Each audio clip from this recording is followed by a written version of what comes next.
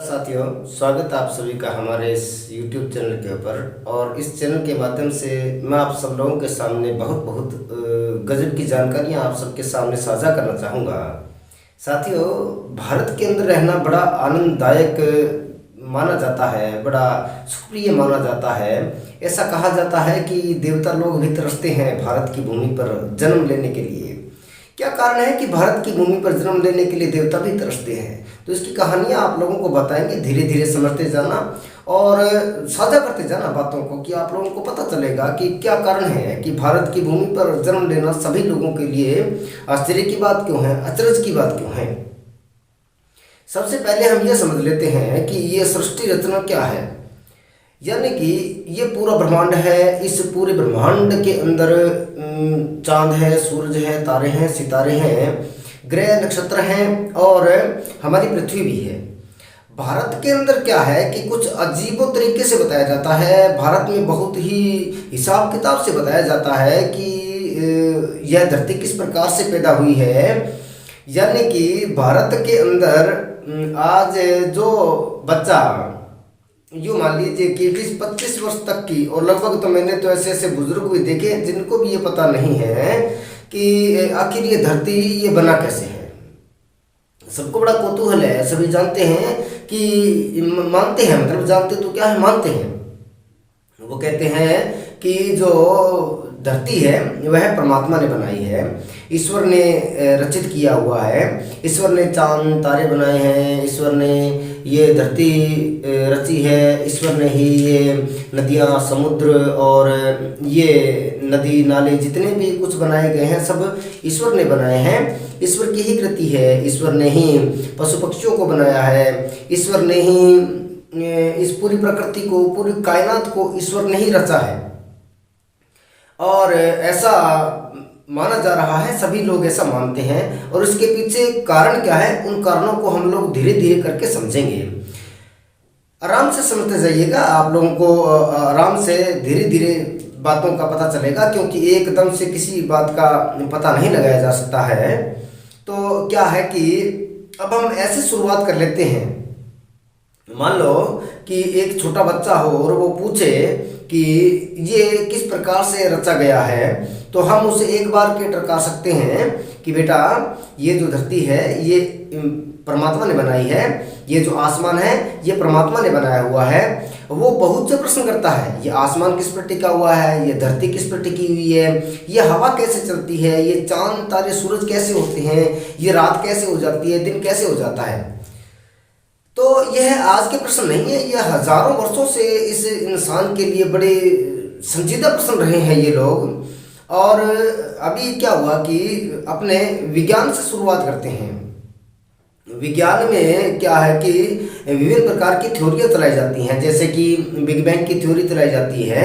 उसमें ये बताया जाता है कि एक विस्फोट जैसा कुछ हुआ और उसके बाद इस सृष्टि का निर्माण कार्य जो वो अनवरत स्टार्ट हो गया। माना जा रहा है कि जो ये धरती है इसको 4.5 अरब वर्ष हो चुके इस धरती को बने हुए। और यह धरती सूर्य का ही एक टुकड़ा है। सूर्य में से ही एक आग का गोला निकला है और उसके बाद यह गोला सूर्य से बिछड़ करके अलग चला, बहुत समय तक अलग रहा और धीरे धीरे करते करते यह अपनी अवस्थाओं में परिवर्तन करता गया।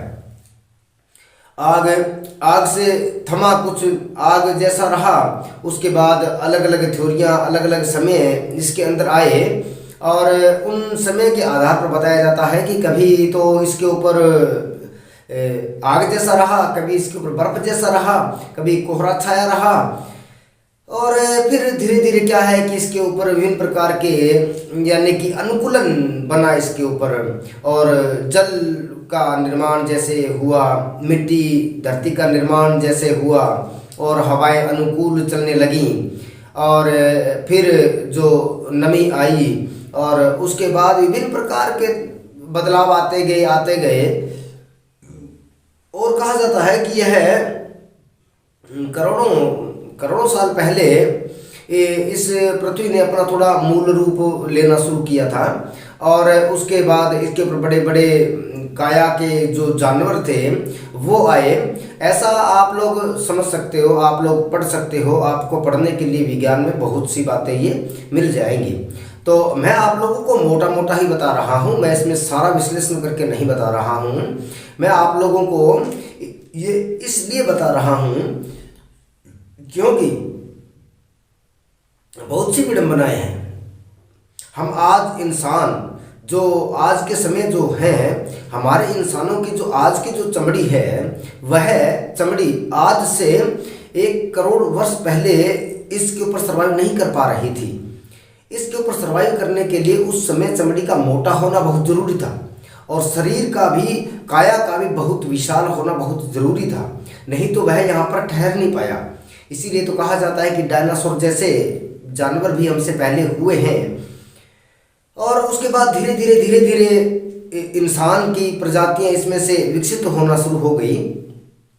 ऐसा माना जाता है कि आज से लगभग 20-25 लाख साल पहले इस इंसान ने इस धरती पर सर्वाइव करना शुरू किया।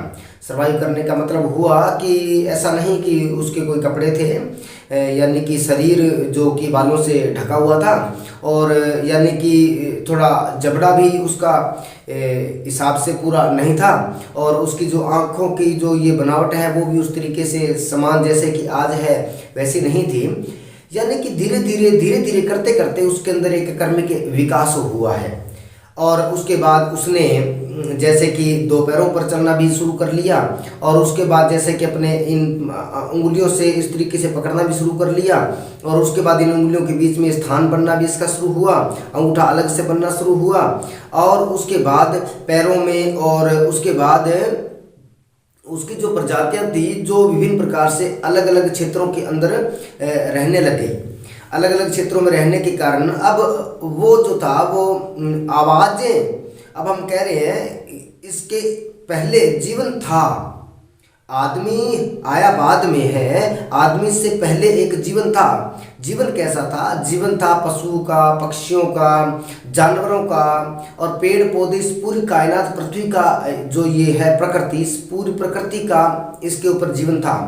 मनुष्य एज इट इज ऐसे मनुष्य नहीं, हम कह सकते हैं मनुष्य था, लेकिन वो कैसे था, उसकी स्थितियां क्या थी, वो आप लोग विज्ञान से पढ़ोगे, आपको प्रॉपर इसका पता चलता जाएगा। उसके बाद जब हम बात कर लेते हैं उस इंसान की, जिस इंसान ने कुछ हथियारों से खेलना शुरू किया, कुछ जानवरों को काबू करना शुरू किया, कुछ जानवरों का शिकार करना शुरू किया, और शिकार के बाद जैसे कि कंदमूल से अब वो मांस खाने, और मांस के बाद कच्चा मांस खाया। कच्चा मांस खाने के बाद जैसे ही उसको अग्नि से साक्षात्कार उसका हुआ, अग्नि से साक्षात्कार होने के बाद उसने अग्नि से चीज़ों को पकाना शुरू कर लिया, और साथ में ग्रुप में रहना भी शुरू कर लिया। ग्रुप हो गया, यानी कि हम कह सकते हैं कि आदि मानव स्टार्ट हो गया। आदि मानव स्टार्ट होने का मतलब था कि उस इंसान ने ग्रुपिंग इस तरीके से बनाना शुरू कर दिया था कि अपने अपने ग्रुप को वो पहचान रहा था कि यह मेरा ग्रुप है, वह उसका ग्रुप है। इस प्रकार से अलग अलग ग्रुप हो गए, और आवाज़ों का भी उनमें थोड़ा तालमेल बैठना शुरू हो गया था। अब कहा जाता है कि धीरे धीरे आज से 20,000 साल पहले, 25,000 साल पहले का जो इंसान था, वो लगभग इंसान बढ़िया, यानी कि अपनी थोड़ी मैच्योर अवस्था में आ चुका था। लेकिन अभी भी उसके सामने बहुत सी चीज़ें थी जिनको कि उसने पाना था, जिनको कि उसने खोजना था। और ऐसा माना जाता है कि आज से लगभग 6,000 साल पहले, यानी कि 5 से 7,000 साल के बीच का जो गैप माना जाता है, उसके आधार पर कहा जाता है कि इस इंसान ने एक सिविलाइजेशन की तरह से, जैसे कि हम कह देते हैं एक सभ्यता की तरह से बसना उसने शुरू कर दिया था। जैसे कि हमारे भारत के लिए कहा जाता है सिंधु घाटी सभ्यता, मेसोपोटामिया की सभ्यता, मिस्र की सभ्यता। इस प्रकार से ये जो सभ्यताएं हैं, ये सभ्यताएं फैलना शुरू होगी। पृथ्वी के विभिन्न विभिन्न कोनों पर ये सभ्यताएं फैली। उसके बाद हम जब भारतीय इतिहास की जो बात करते हैं साथियों, अब जो मैं स्टार्ट करने जा